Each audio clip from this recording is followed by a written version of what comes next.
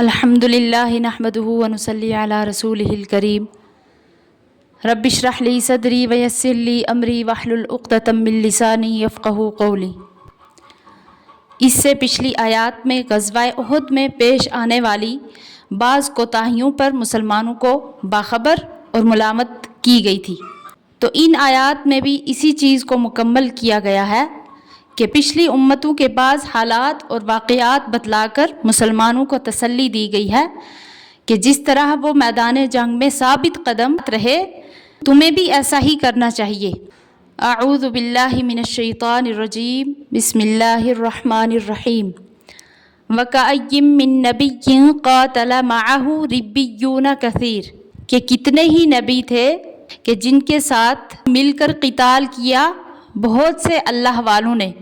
فما وہنوا، پس انہوں نے ہمت نہیں ہاری، لما اصابہم فی سبیل اللہ، اس چیز میں جو پہنچی مصیبت ان کو اللہ کے راستے میں، وما ضعفوا، اور نہ انہوں نے کمزوری دکھائی، وما استکانوا، اور نہ وہ دبے، یعنی دشمنوں کے سامنے کبھی انہوں نے عاجزی اور خوش آمد کی باتیں نہیں کی۔ واللہ یحب الصابرین، اور اللہ محبت کرتا ہے صبر کرنے والوں سے، یعنی ثابت قدم رہنے والوں سے۔ اور انہوں نے جس طرح اپنے کام میں کوئی لغزش نہیں کی، ان کی زبان سے بھی کوئی لغزش کی بات نہیں نکلی۔ وما کان قولہم الا ان قالوا ربنا اغفر لنا ذنوبنا واسرافنا فی امرنا، کہ ان کا کہنا صرف یہی کہنا تھا کہ اے ہمارے رب، ہمارے گناہ معاف فرما، اور جو ہم سے زیادتی ہوئی ہمارے کام میں تو اس کو بھی معاف فرما۔ وثبت اقدامنا، اور ثابت رکھ ہمارے قدم۔ وانصرنا علی القوم الکافرین، اور مدد دے ہم کو کافر قوم پر۔ تو ان کے اس استقلال اور دعا کی برکت سے اللہ تعالیٰ نے ان کو فآتاہم اللہ ثواب الدنیا، پھر دیا اللہ نے ان کو ثواب دنیا کا، وحسن ثواب الآخرہ، اور بہت ہی عمدہ ثواب آخرت کا دیا۔ واللہ یحب المحسنین، اور اللہ محبت رکھتا ہے نیک کام کرنے والوں سے۔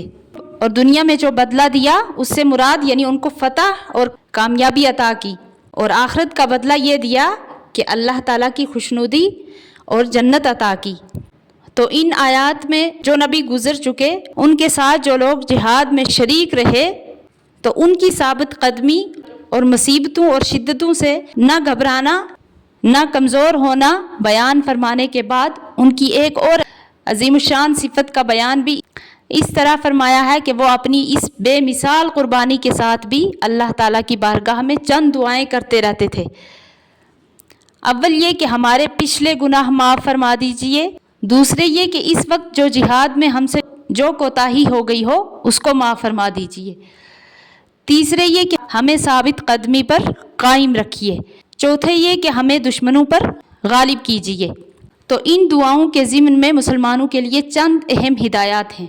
نمبر 1 یہ کہ اصل مومن وہی ہے جو کتنا ہی بڑا نیک کام کر لے اور کتنی ہی جد و جہد اللہ کی راہ میں کر لے، اس کو یہ حق نہیں کہ اپنے عمل پر ناز و فخر کرے۔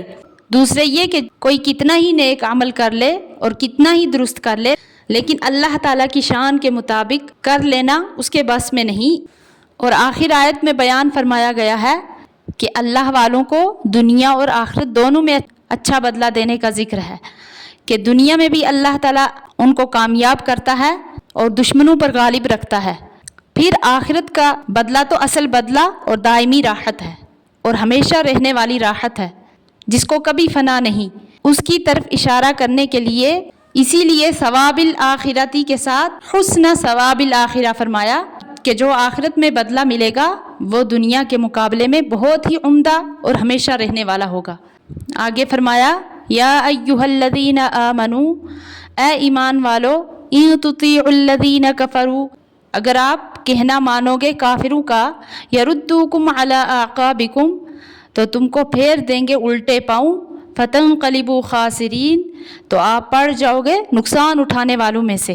مطلب یہ ہے کہ ان کافروں کا اصل مقصد مسلمانوں کو ان کے دین سے ہٹانا اور بدگمان کرنا ہے، جس کو کبھی وہ ظاہراً کہہ دیتے ہیں اور کبھی صاف نہیں کہتے، مگر انداز ایسا ڈالتے ہیں کہ آہستہ آہستہ ان کے دل سے اسلام کی عظمت اور محبت کم ہوتی چلی جائے، اور پھر تم تو ہر طرح ناکام ہو جاؤ گے۔